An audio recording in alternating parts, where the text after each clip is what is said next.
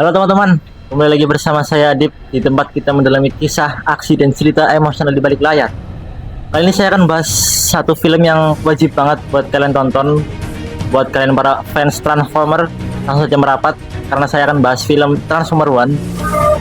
Film animasi yang saat awal mau rilis itu saya nggak punya ekspektasi banyak karena rata-rata cerita Transformer itu template banget ya. Cerita ya paling-paling ujungnya perang antara Autobot sama Decepticon. Itu benar-benar udah kita lihat di film-film Transformers sebelumnya, arahan Michael Bell atau arahan siapa lah, itu benar-benar udah template banget dan saya udah bosan sama cerita kayak gitu. Tetapi ternyata film ini membawakan sesuatu yang berbeda, lebih fresh, yaitu bagaimana hubungan awal dari Optimus dan Megatron saat mereka masih menjadi seorang sahabat sebelum mereka menjadi rival abadi.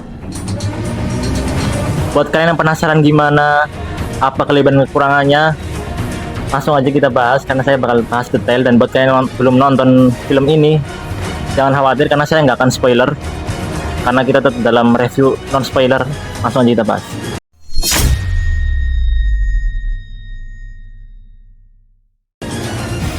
Film Transformer ini merupakan prequel dari cerita Transformer yang pernah kita ketahui. Film ini disutradarai oleh Josh Cooley dan dirilis pada bulan September lalu. Latar waktu film ini yaitu 3 miliar tahun sebelum peristiwa yang terjadi di film Transformer arahan Michael Bay. Dan kita nggak langsung disuguhkan dengan konflik antara Autobot dan Decepticon, malah kita dibawa jauh ke awal gimana hubungan konflik antara Optimus dan Megatron serta terciptanya Autobot dan Decepticon. Saat itu Optimus masih dikenal dengan nama Orient Rex dan Megatron masih dikenal dengan nama D16. Keduanya hanyalah robot penambang biasa di Cybertron, di planet Cybertron. Mereka bahkan nggak punya kokpit. Itu merupakan alat yang membantu robot-robot Cybertron itu bisa berubah bentuk jadi mobil lah, jadi senjata, jadi pesawat. Nah, robot-robot kelas bawah kayak kulit tambang dan lain-lain itu nggak punya kayak Optimus dan Megatron ini, sehingga mereka itu sering diejek dan diperlakukan kelas bawah oleh robot-robot yang di atasnya. Si Orient Rex ini memiliki sifat yang ambisius, dia punya impian yang besar, cita-cita yang besar. Dia selalu ingin lebih dikenal dari sekedar penambang biasa. Sementara si D16 atau Megatron, dia sifatnya lebih ke soft, berpikir rasional, hidup di zona nyaman, dan lebih menerima nasib dia sebagai robot penambang. Suatu ketika si Orient Rex ini menemukan sebuah pesan kuno yang mengungkap keberadaan Matrix, sebuah artefak legendaris yang dulunya pernah menjadi sumber energi Cybertron, planet Cybertron. Tetapi Matrix ini telah lama hilang dan ada pesan yang mengungkap keberadaan Matrix. Dan Orient Rex menemukan pesan itu. Nah, disitulah perjalanan Orient Rex dan D16 dimulai, bagaimana ideologi mereka menjadi berbeda dan mereka menjadi rival abadi yang benar-benar udah udah ramai banget lah. Ngomongin visual, film ini merupakan perpaduan sempurna dunia animasi yang futuristik tapi tetap terasa hidup. Saya suka bagaimana film ini menggambarkan Cybertron, tempat tambang kerja Orient Rex dan D16 itu benar-benar keren. Dunia kota-kotanya, gedung-gedungnya, pusat teknologi canggih yang ada di Cybertron juga digambarkan dengan sangat megah, dan itu saya suka banget.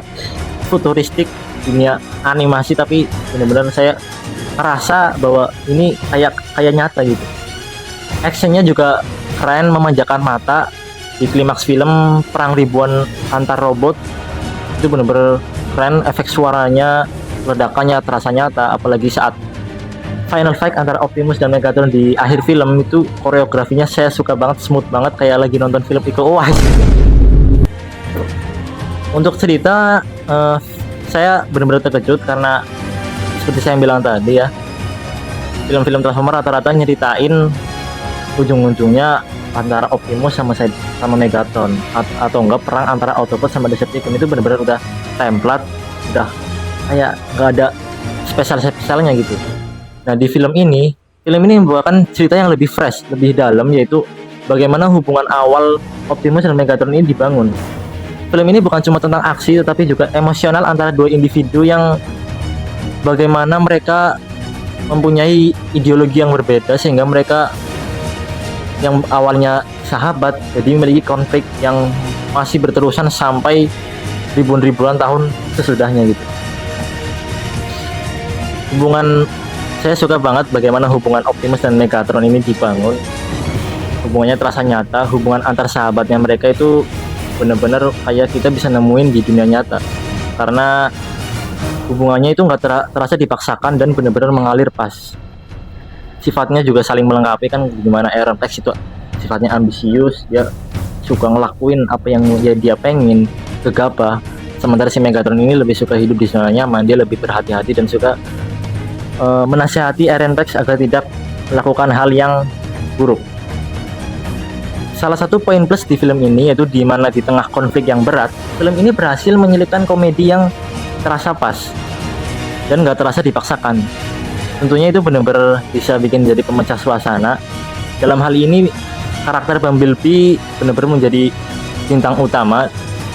Dia berhasil menjadi pembeda dari yang lain. Bisa kita lihat di saat adegan, kalau kalian ingat itu pertarungan robot di pertengahan film kalau nggak salah,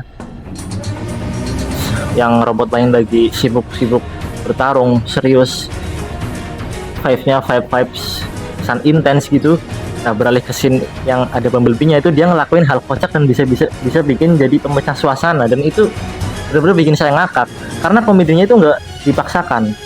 Walaupun komedinya itu terasa sangat familiar dan bisa kita lihat di film-film lain, tapi bagaimana film ini meletakkan komedinya itu di tempatnya tuh pas, jadi nggak terasa dipaksa, dan itu benar-benar jadi penyeimbang di cerita film ini.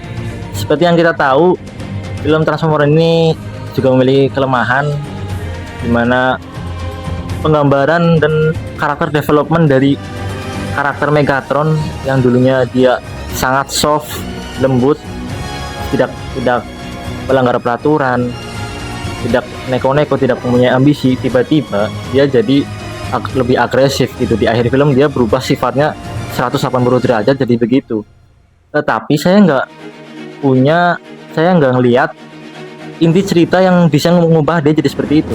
Karena apa? Karena pacingnya yang terlalu buru-buru, pacingnya nggak soft, nggak smooth, pacingnya malah terlalu buru-buru sehingga saya itu nggak bisa dapat feel-nya kenapa si Megatron bisa jadi seperti ini. Tentunya itu bikin poin minus dalam film ini ya, walaupun perubahan karakternya sih ya masih bisa dimasuk akal lah, cuma inti ceritanya tuh kayak ceritanya itu saya nggak nemu. Hal yang sama juga terjadi sama karakter yang bernama Elita. Dia juga awalnya sangat benci banget sama si Optimus, tapi lama-lama dia jadi respect parah, dan itu tentunya nggak ada pacingnya dan bikin saya agak bingung kok kenapa dia tiba-tiba berubah sifatnya jadi secepat itu. Karena apa? Lagi-lagi karena pacingnya yang kurang pas, dan itu bikin ya nyeliliti kan, filmnya udah bagus-bagus kok ada minus yang kayak gitu, jadi kurang serak filmnya. Lalu juga untuk soal voice acting, menurut saya nggak terlalu bermasalah sih. Chris Hemsworth yang mengisi karakter Optimus juga pas lah menurut saya, walaupun saya saat mendengarkan suara si Optimus ini saya agak familiar gitu, kok kayak suara Thor, ternyata sih suaranya Chris Hemsworth. Lalu juga Elita yang diisi oleh Scarlett Johansson, menurut saya itu nggak ada masalah lah. Yang jadi masalah lagi-lagi adalah karakter Megatron ini yang diisi oleh Brian Tyree Henry, dan itu nggak cocok banget ya. Kalau kalian lihat, kita sebagai generasi Gen Z ya, kalau pasti patokan film Transformer kita adalah di film Transformer arahan Michael Bay. Kita jadikan karakter-karakter yang di dalam film itu menjadi patokan atau penggambaran karakter yang sebenarnya. Kayak misalnya Optimus dengan suaranya yang gagah, dia jadi leader yang leader yang bisa memaksimalkan anggotanya. Sementara Megatron suaranya yang sangat dalam, berat, dan itu benar-benar villain ikonik kan. Tapi di film ini kok malah suaranya kayak gitu, jadi kayak saya ngerasa kayak loh, ini bukan Megatron, ini suaranya soft banget, kayak suara tukang becak. Nah mungkin poin minusnya di situ sih, menurut saya kurang lah kalau Brian Tyree Henry jadiin voice acting Megatron. Untuk lebih-lebihnya itu gak ada masalah.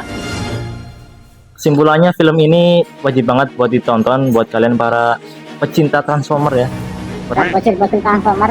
kalian bisa tonton film ini karena film ini juga, kalau kalian ngira film animasi itu hanya untuk anak-anak, kalian salah, karena film ini telah menghilangkan unsur itu.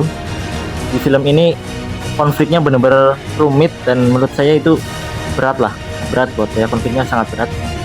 Gak cuma buat anak-anak, mungkin bahkan kalau anak-anak nonton pun nggak akan paham gimana ceritanya.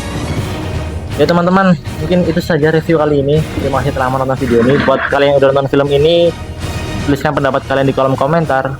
Jangan lupa like dan subscribe dan share video ini. Terima kasih. Keep watching and stay awesome.